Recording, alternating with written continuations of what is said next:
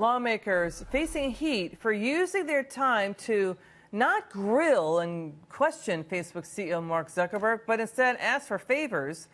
Again, they were supposed to be questioning him, but they asked Zuckerberg for things about issues like capital investments in their districts. We're talking about lawmakers like West Virginia Senator Shelley Moore Capito, New York Representative Eliot Engel, North Dakota Representative Kevin Cramer. They all asked for certain types of favors from Mark Zuckerberg for their states and districts.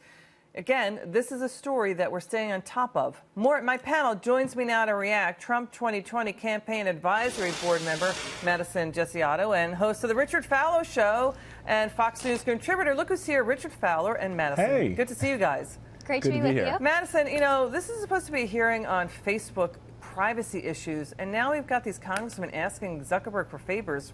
What's your reaction to that? You know, the NSA is already in our homes, and Facebook is now knocking on our door. Do we want to let them in is the ultimate question. If the answer, like it is for me, is no for people out there, so then the question becomes, do we stop using Facebook? Does the government regulate Facebook, or does Facebook regulate themselves? This hearing should have been about congressmen questioning Zuckerberg about what's going on at Facebook and finding the facts. Instead, they're asking these types of questions. I'm appalled by it. I think it's embarrassing and it shouldn't be what they're doing. You know, Richard, these lawmakers have been criticized in the media for having a poor understanding of how Facebook works, and then they're going in there saying, hey, can you invest in my district? I mean, it's kind of weird. What was your reaction when you heard that?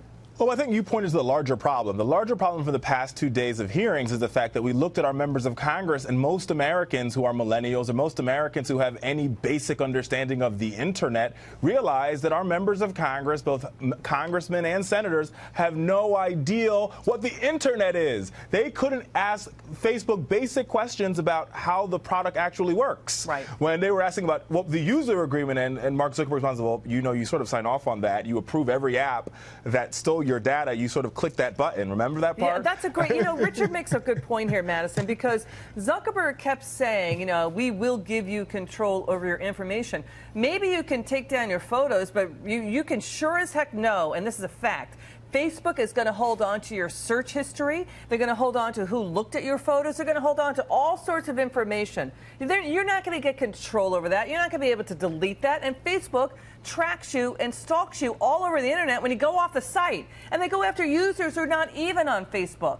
They watch what non-users are doing on the Internet. Your reaction there? Right, and Richard makes a great point. Our congressmen are out of touch here, and when it comes to Facebook, Zuckerberg made a great point to a lot of these congressmen who have no clue what's going on. When you sign the terms and conditions, you agree to these things. Most people don't read those, and it's something that more people need to do. They need to read terms and conditions when they're signing up for things on the Internet, because the reality is when something is free, you are the product. Yeah, yes, you are the product. And Richard, here's the thing. When you watch Congress ask these questions, was it your sense, did you feel like they were giving Zuckerberg these softball questions to not burn any bridges with Facebook, because, you know, they've got campaigns to run. Facebook plows a lot of political donations. They're a powerhouse. They got 2 billion users. Were they throwing softballs because they know about the power of Facebook, and is that a problem? I think, you know, I got to tell you, I think they could only have thrown softballs if they knew how to throw a softball. I think when you watch the questions, it seemed to me that they lacked the basic understanding of how Facebook worked. If you listen to some of those questions very carefully,